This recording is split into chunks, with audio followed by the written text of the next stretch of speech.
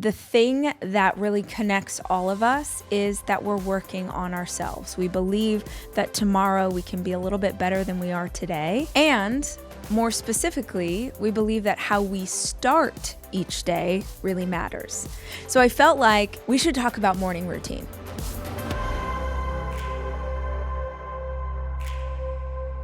If you have hung out with me for a while, you've heard me do an episode like this probably once a year for the last 6 years.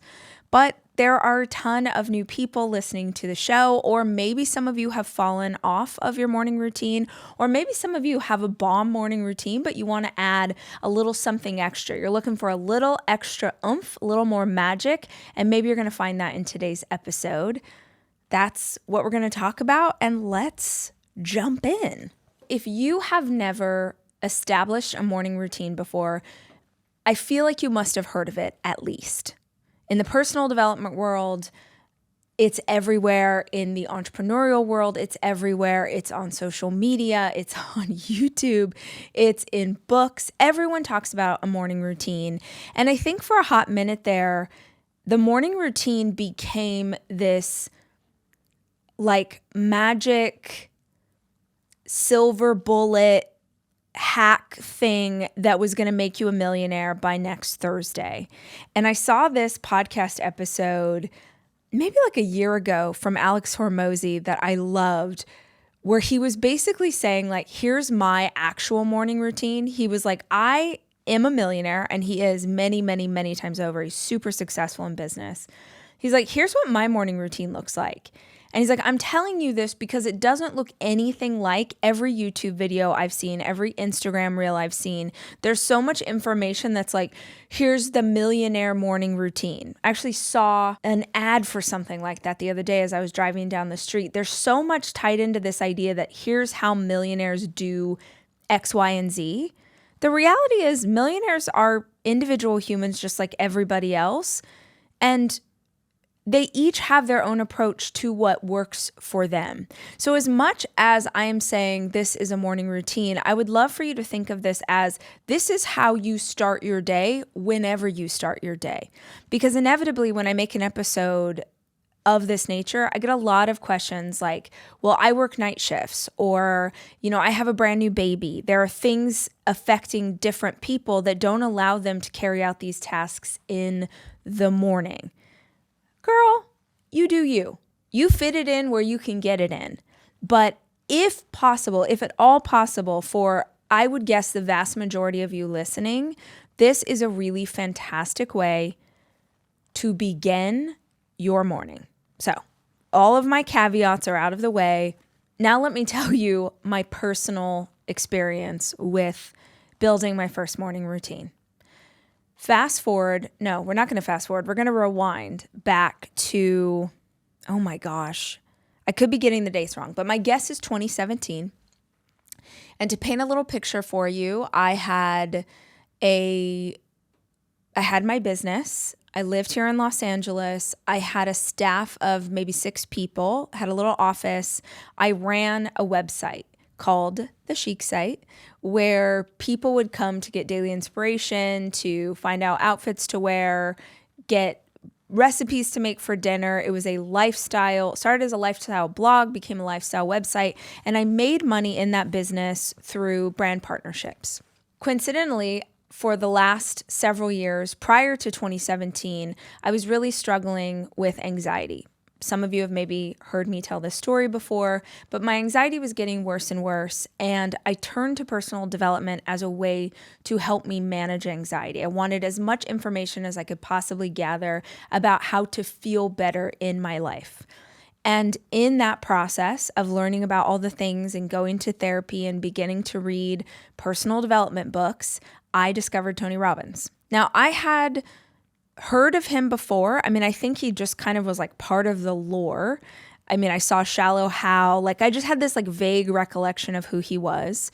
But there was a documentary that came out on Netflix, and I'm sure it's still there, that I watched about one of his conferences.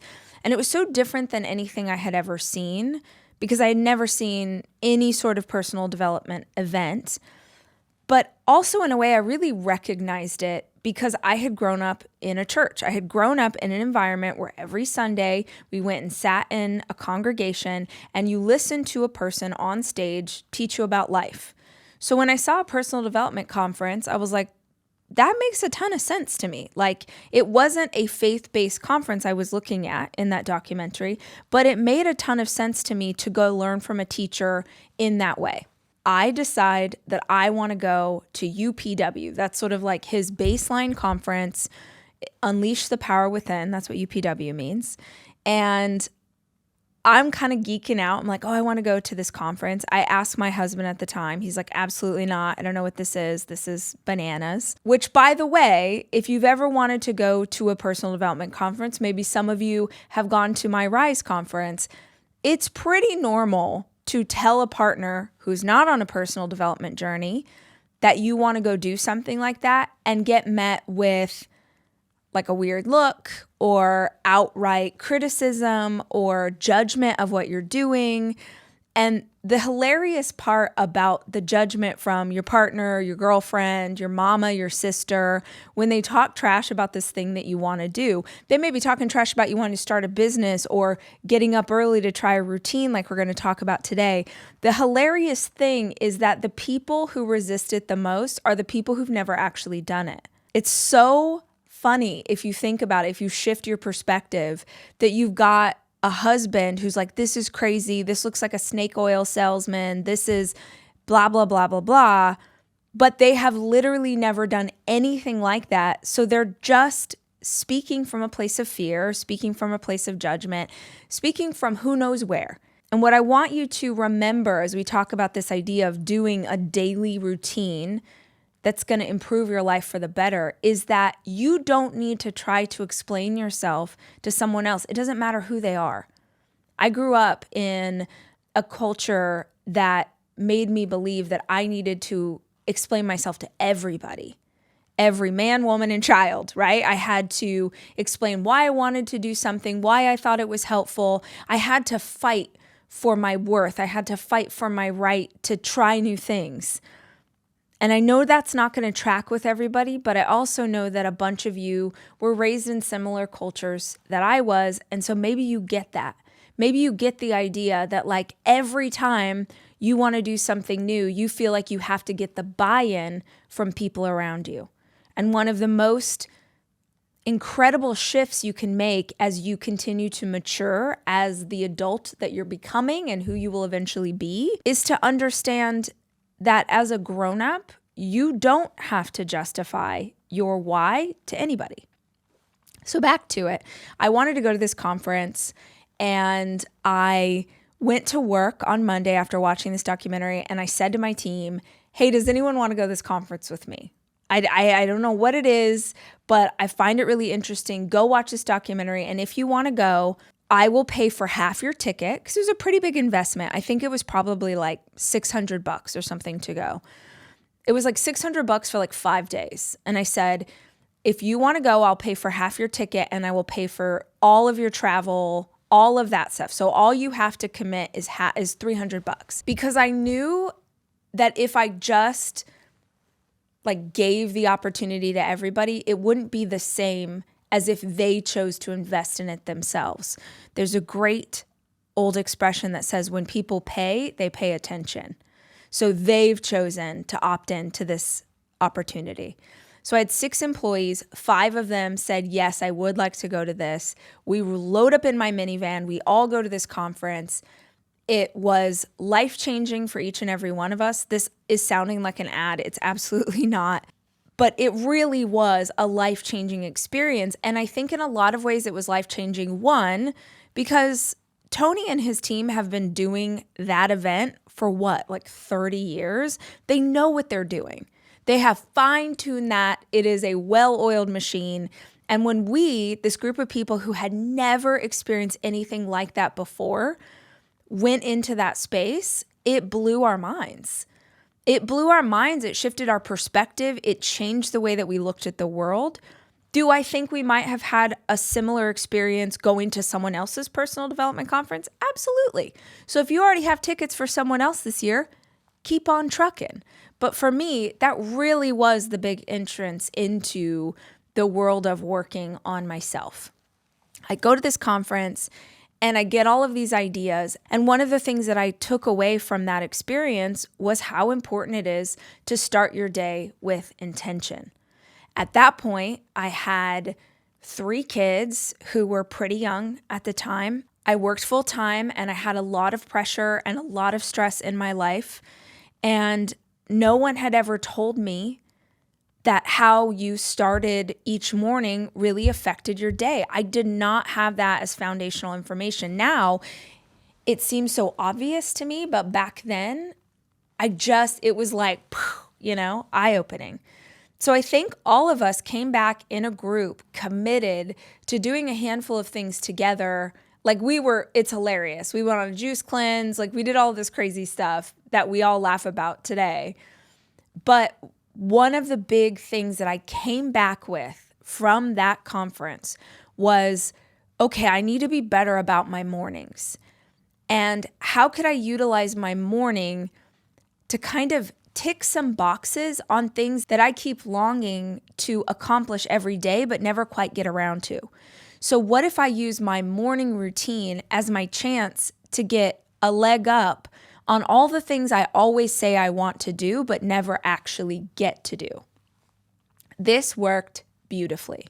But in order for this to work beautifully, I had to really change around my schedule. And the big one was, we're going to talk about this, but let me give you a sneak peek.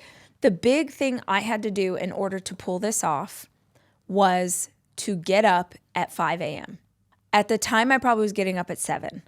And in order to do this thing, I had to start getting up at 5 a.m. because when I wrote out all of the things I wanted to do in the morning, I realized that in order to accomplish all of that before I had to get my kids ready for school, it was going to require more time. So I make the commitment. As soon as I come back from this conference, I'm like, I'm waking up at 5. And I tell you that because I want you to understand that this was not met with any support from my husband at the time. And years ago, we told this story together on a podcast episode. And I'm sure I've shared it many times over the years, but when my alarm went off at 5 a.m., I would unplug my phone. My alarm was in my iPhone, and I would unplug my phone and put the cord down. And I did that about 3 days in a row.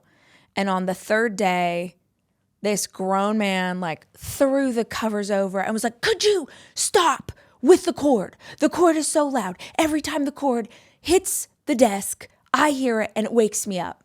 Now, of course, years removed from this experience, I realize all of the things that were happening in that moment, but I didn't have those tools. So how I handled this way overreaction to what was going on was how I had handled so many other things. I'm going to try and do it in the smallest way possible so that my desire for change or growth or evolution or success doesn't upset him. Or in other scenarios in my life, I'm going to try and do this thing as small and as tiny and as quietly as possible so that my hope to grow my business doesn't offend my in-laws who think that women should not be working outside the home. I'm going to try and do this thing and keep it small. That was the name of my game for so long. That was how I was raised to be. That's who I thought I had to be in order to be loved, to be liked, to succeed, was how can I do this in a way that will be least offensive to anybody else? So from that point on, when the alarm went off, I would the anxiety that I felt to try and get to my alarm as fast as possible. And I would unplug the phone and very gently lay the cord on the desk and as quietly as I could get out of the room so that I didn't wake him up. And I tell you that story, and I have told that story so many times because I know that many of you find yourself in similar situations where your partner, your mama, your sister, your brother, someone in your life that you care about their opinion is really stressed out about you trying to make change. And you might not even realize why they're stressed out about you trying to make change, but you don't want them to be mad at you. So you keep augmenting and changing and adjusting your dreams, your hopes, your desires so that it will fit into a box they have designated for you. It took me so long to understand that I was allowed, as a grown adult woman, I was allowed to get up at whatever time I wanted to. I was allowed to set my alarm and wake up at 5 a.m. or 3 a.m. or 6:45. That should be my choice. I worked, I brought home money to our family. We were both working parents. There was no reason why I should have been made to feel shame about that. And years later, when he went on his own personal development journey, he would tell that story and we would laugh about the fact that it was never about the phone cord. It was never about the phone cord. It was about the fact that I was changing in a way he didn't understand, and it made him very uncomfortable. And it was about the fact that when we choose to make change in our lives, we often will upset other people we are close to if they are not evolving as well. Because if you are evolving as a person in any way, and the people close to you are staying stuck, then your evolution holds up a mirror. Your evolution literally holds up a mirror to their life, and all of a sudden they see you growing and changing, but they're not. And we react to that in a lot of really human ways. Sometimes we see someone else changing, we're like, okay, I better get my act together, which, by the way, is the only way that I've ever effectively heard of people helping someone else to change. You do not change someone else by trying to fix them, by harassing them, by controlling them, by whining, by crying. People will make change for you, but it doesn't actually stick. If you want someone to change, you change yourself. You set an example. You show them what it looks like for someone to live well. You show them what it looks like for someone to commit to their health. You show them what it looks like for someone to fight to get out of debt. If you want to help other people, be it in your family, your children, your relationship, your community, if you really want to help other people, you help yourself. If you want to change your life, you must change yourself.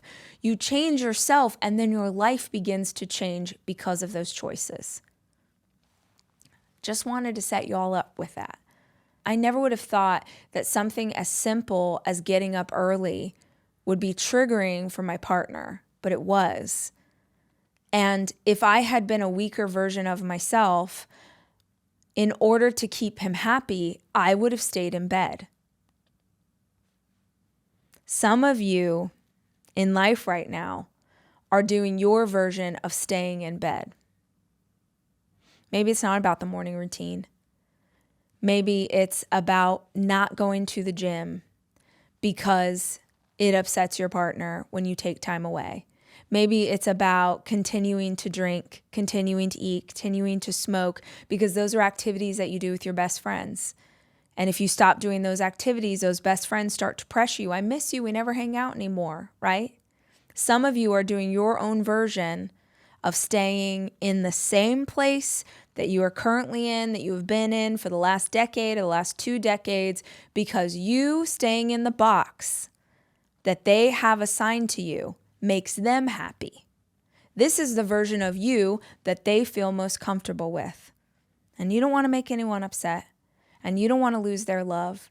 So you continue to play small, knowing that you've got more to give. I get it. I've been there. And it seems silly that a simple routine can make change in that. But it's those tiny, deliberate habits practice over and over and over again with consistency, showing up for this life you say you want every single day. That's what moves mountains. So let's talk about how you can build yours. OMG, I'm having hot ginger water and it is so spicy. Woo! Bless me. Okay, I told you guys the story about the conference because I wanted to establish a little clarity for you that it took me forever to realize. When I went to that first personal development conference, I left on fire. And maybe y'all have your version of this. Maybe you've been to a business conference and you left super fired up and excited about the growth you were going to take on. When I went to that conference, though, I left with so much energy and so much drive and so much belief in myself. And I felt it for about 6 months, 9 months, a year. And the next year I was like, oh, I need to go back to that conference. I need to go back to that conference. I need to be back in that environment. I need the energy of those people. I need to hear speakers. I need to do the thing. And I went back again. And for a few years, I would go to that same conference every year, but it never really felt the same.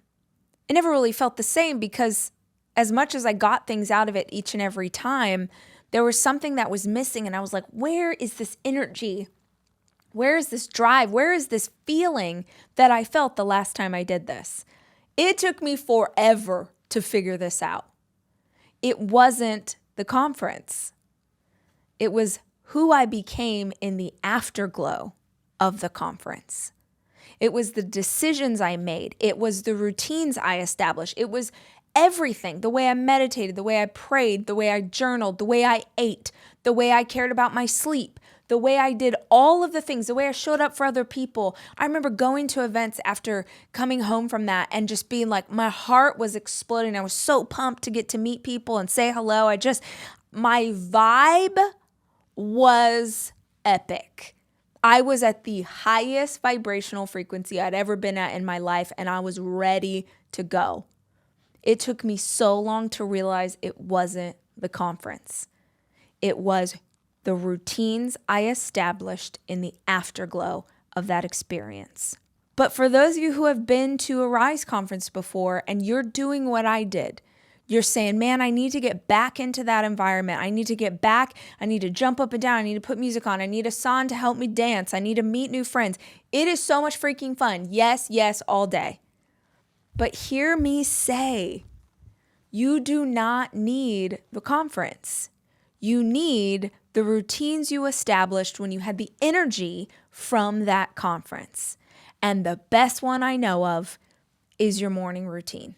So if you want a brilliant morning routine, here's a bunch of ideas. I say a bunch of ideas because these are the things that I do in my morning routine.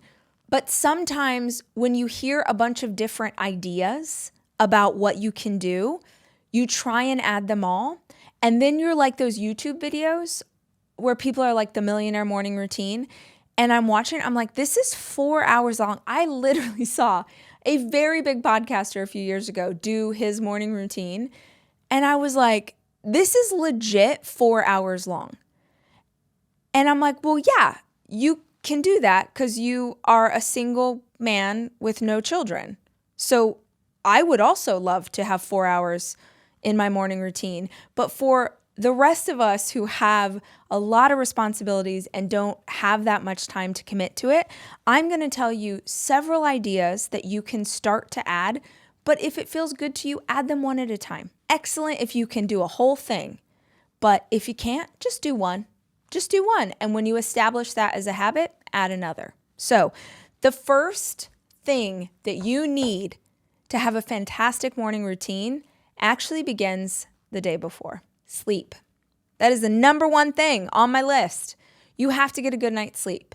Now, certainly you can take yourself through the routine no matter what is going on, no matter if you got 6 hours when you normally get 8. But many of you are self-sabotaging by staying up late and watching Netflix, not getting enough rest, not getting enough sleep, and then waking up the next day and demanding that your brain functions at its optimum level And it just doesn't have the goods. It doesn't have what it needs in order to be firing on all cylinders. So if you want a great morning routine, / if you want a great life, because it's really important, get some freaking sleep, my friends. Get some sleep. Get some sleep. Now, I have seen far too many, I love The Rock, for example.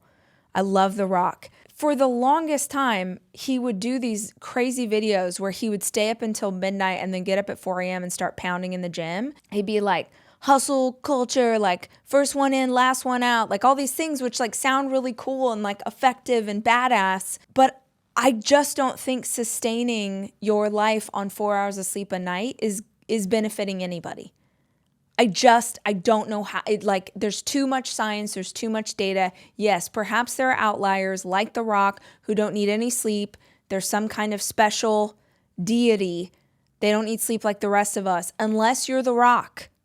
Let's go ahead and look at 8 hours. Minimum 8 hours. Minimum. Because life's going to happen. You're going to stay up a little bit later because you want to watch a new episode of Julia, which is fantastic, by the way.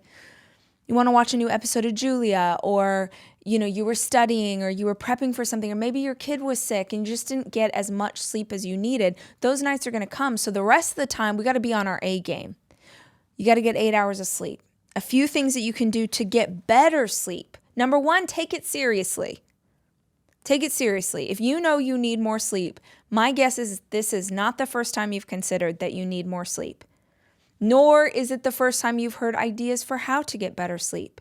So stop just listening to the ideas and letting them roll off your back. Take them in. Be like, all right, this is the year. This is the year that we see what all these people are talking about. We try and get better rest. You're going to do that by having a cold room. Having a cold room. It was 45 here in LA this morning, which is cold for LA. I know it's colder where some of you are, but 45 here.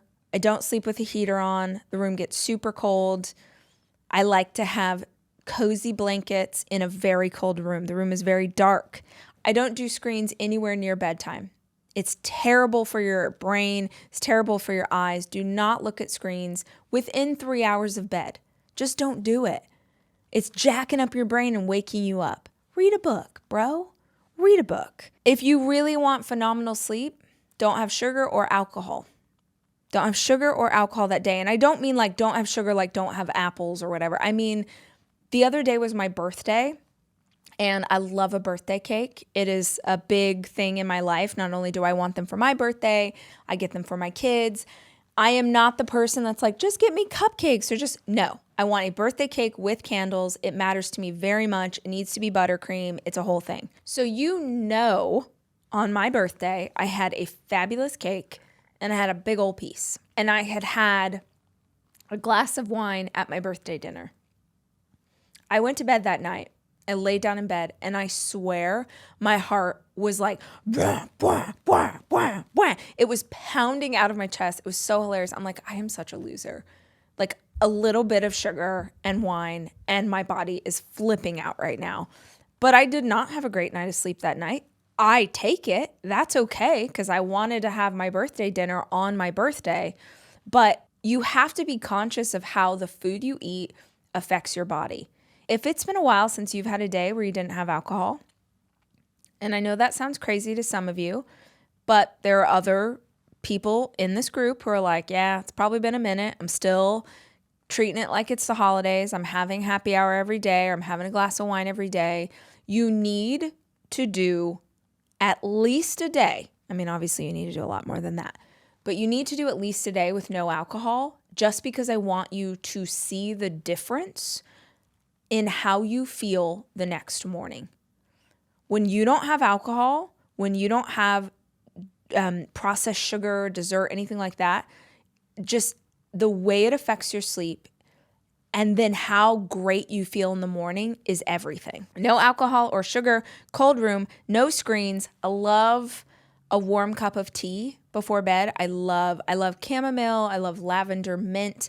My favorite tea brand is called Big Heart Tea. If you're not familiar with them, you should check them out. It's woman-owned, really rad company and delicious tea. We go through so much of their tea. The kids and I, during the winter, we have tea every single night. It's like a thing. Like someone will just call out like, who wants tea? And then people will shout that they do or don't. But it's just such a nice, like warming way to get ready for bed. I don't do it a lot, but a warm bath is supposed to have incredible properties that help you to relax and fall asleep easier. And the last thing I want to add that I started this year and really has helped, earplugs. I wear earplugs every single night. That's a new thing.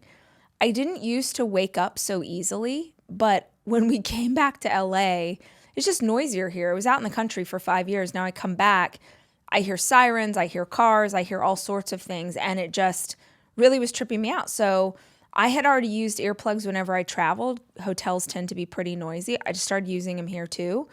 It really helps. And my kids are all big enough now that if someone needs something, they just come to my room. So yeah, earplugs. So you're going to start the night before. You're going to get really good sleep. Say it with me. I'm going to get really good sleep. I am committing to really good sleep. That's step number 1. Step number 2.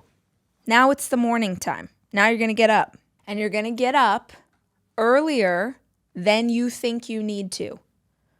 You are going to get up earlier than you think you need to. If you have ever done Last 90 Days with us, if you have ever heard me talk about 5 to Thrive, the 5 daily habits I do that help me to feel my best, if you don't know what I'm talking about, I will put a link to the blog post in the show notes. So one of the 5 things that I suggest as part of our daily habits is to get up an hour earlier than you regularly do. So for me, that looks like 5 a.m. That time slot has worked really well for me in my life, and it allows me to get all the things done before the kids wake up. But if you don't need to be anywhere until 9, well, you don't have to wake up at 5 a.m. Just get up earlier than you think you need to, and at least 1 hour earlier than you regularly do, because that time slot, that is where you are going to put all of the juicy morsels that I'm about to give you as part of your new morning routine. Now you'll notice I started this conversation telling you to get sleep. And it's a good thing because I just asked you to sacrifice an hour of sleep. But luckily for you, you've got a new bedtime, you're getting a lot of sleep. So sacrificing that hour is going to work out just fine because you're going to bring your bedtime in alignment so that you still get your 8 hours. I just heard some of you out there in the world be like, did you just say that you want me as a grown man to go to bed at 9 p.m.? Yeah, I do if you want to get up at 5. That's what I do. I'm fine. Not only am I fine, I'm thriving. So what's it going to be? Are you really discounting the life that you could have because you want to watch more TV? Because you want to scroll more Instagram? Those things are more important to you than your health, than your goals, than who you want to become? I don't think so. So don't complain about it. Just try it. Try this for a week. Try this for 2 weeks. Try it for the rest of your life. Just try it and see if you don't feel better. So you've gone to bed earlier. You've gotten up an hour earlier. What are we going to do with this time? The third thing I'd like to recommend to you is some kind of coffee ritual. Now, I love coffee. I love coffee like it's my best friend, it's my mama, it's the man of my dreams. Coffee is my co-pilot. I just love coffee. So my coffee in the morning is like sacred to me. It is sacred. And if you are enjoying a hot morning beverage, whatever it is, tea, coffee, mud water, lemon water, ginger, whatever, you're just like having a hot cup of whatever, make that a spiritual practice. Anything can become a spiritual practice in your life. To me, a spiritual practice is when you put some intentionality into something, when you make it more sacred, more thoughtful, when you ask how every part of it could be better as a way to nourish yourself. So for instance, some ideas around a coffee ritual, if you're a coffee drinker like me, when you go in and you go to make that coffee, what are things that you could do while the coffee brews? Highly recommend you drink an entire glass of water, right? So it's not great if the first thing that hits your stomach is something as acidic as that coffee. Plus, I know you want to hydrate more. You're trying to get in your ounces every day. This is a fantastic opportunity for you to hydrate while waiting for that to brew. So maybe you keep a glass right next to the coffee pot so you remind yourself, oh yeah, this is my time to chug a glass of water. Would love if you squeeze like half a lemon in that water. It's really good for you, really good for your pH balance. You could boil that water so that actually the first hot beverage you have is something that's really good for your body. You could use the time that the coffee brews to pray, to meditate. You could use that time, like I do, to light some Palo Santo and walk Palo Santo through every main room of your house. You could pray protection over yourself. You could call in your guardian angels. You could set your intention or do some affirmations. But the ultimate idea is that you use that time to sort of ground yourself in something that feels sacred to you. And I would like to add just one more note from your bestie Rach to you, whoever needs to hear this. If you love coffee, start drinking better coffee. Start drinking better coffee. Most of the coffee that is available at local grocery stores is going to be crap. It is. And I don't just mean crap in terms of the taste, though that is real, but also what they put in it, how it's made, how it's sourced. If you can afford it, do a little research. Or how about this? Do you have a coffee place in your town that you love the coffee? You love the coffee at this place? Start getting your beans from them. That seems wild. You're like, what? I always buy my Folgers. We get into these routine and habits, or we do things because mom and daddy did them, or because our partner did them, or because that was just the first thing we tried. It never occurs to us that there's a better way. And if you love something as much as we love coffee, well, let's choose a really high quality coffee so that we make sure that something that we are putting in our body every single day is done with intention. So we got up earlier, we're brewing our coffee, we use that little bit of time while it brewed to do something for ourselves. Then I sit down with my coffee in the den and I read a nonfiction book. I read an improving book. I read a book that is meant to help me make my life better. That could be about business, that could be about health, could be about relationships, but my morning reading is for nonfiction reading. Y'all, I don't care if you read 10 pages. Every single one of you has time to read 10 pages of a nonfiction book every day. And let me explain why it matters. We are constantly bombarded. We have no choice. Like, our minds get filled with all of these things out in the world. We need to take some control and some ownership of feeding our minds. We need to make sure that good stuff is going in there. Maybe you're using that time to study your Bible or read about your particular faith, but use that time to work on yourself. And by work on yourself, I mean to read the wisdom of teachers who are likely smarter than you in the areas you're trying to grow in. If you don't know what book to read, if you're like, yes, tell me, I have my coffee, I've got my spot to sit, but I don't know what to read next. 2 ideas. 1, think of an area of tension in your life. What is something in your life that you really would love?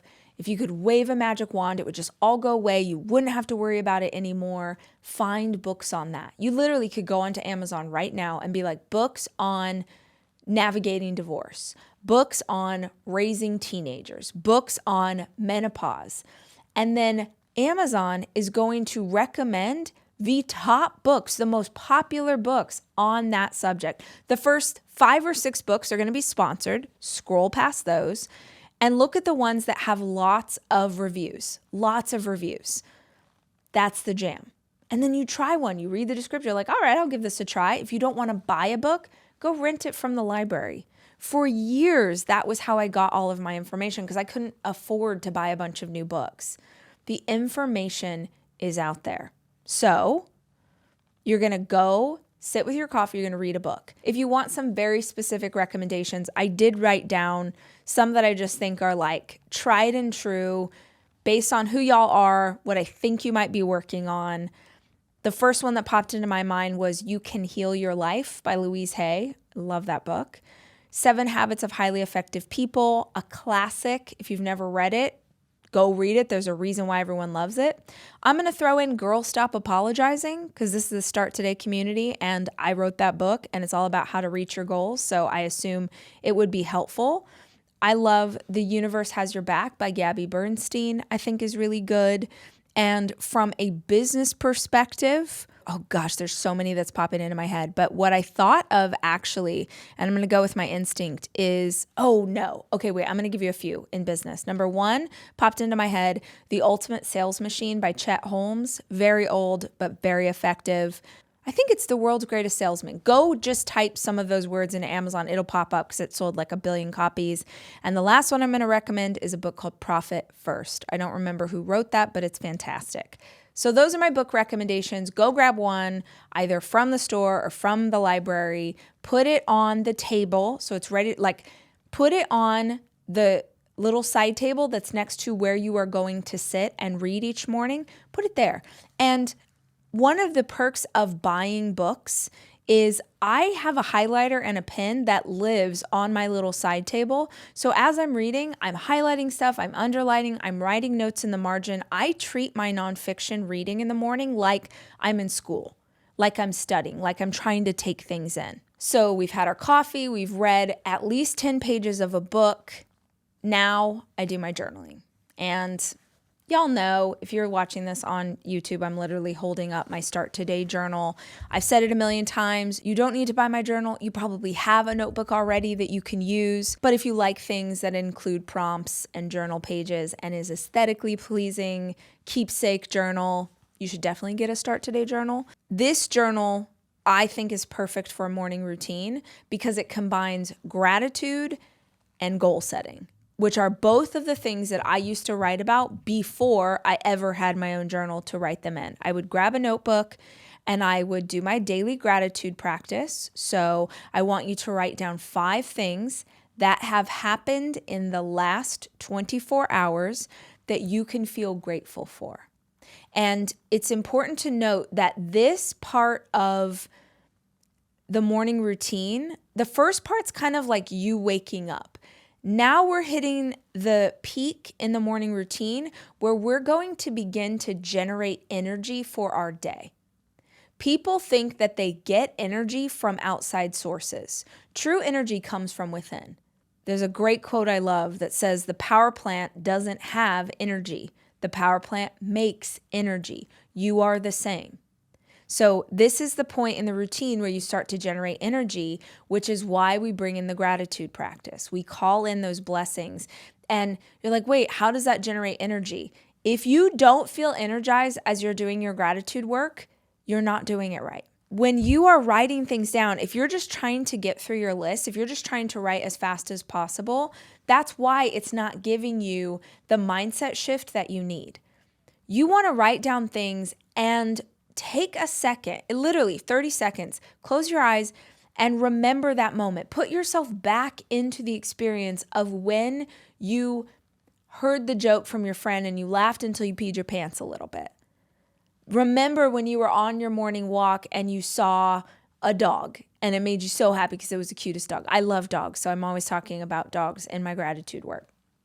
Or maybe you got a call from your Nana and it was so nice to hear from her yesterday. And you just take a moment and let your heart beat a little bit harder, remembering all of the beautiful things that you got to experience in the last 24 hours. And the reason I want you to keep it to 24 hours is because if you know that tomorrow you've got to write down 5 more things, you will spend today looking for blessings. And when you look for blessings, you find them. When you look for negative, hard, crappy, awful things, you find those too. But this is about training our minds to see life in a more beautiful way. It doesn't mean that we ignore the hardships of what is there, but it does mean that we train ourselves to see also the goodness. They say that the quality of someone's life is often based on how much they focus on one of two things. Do they focus on what they can control or what they can't? Most anxiety, depression, fear, anger is swirling around an obsession of things you have no control over. This gratitude practice is this grounding moment where you look at the things you can control. I am in control of my perspective right now. So I do a gratitude practice. I write down in my Start Today journal the 5 things that I'm grateful for. And then I write down the 10 goals that I have for my life and my future, and I write them as if they have already happened. If you have never heard me explain this process, please go listen to episode 0 of the Start Today podcast, and I take you through the entire journal, and I do that so that if you don't want to buy it, you can grab whatever piece of paper or notebook you already have, listen almost like an audio book, and I explain to you how to do the process. So go listen to episode 0 of the Start Today podcast. You can get that wherever you get your pods. But I do my gratitude work, I do my goal setting, and then I flip to the next section of my Start Today journal, and I start mapping out my day.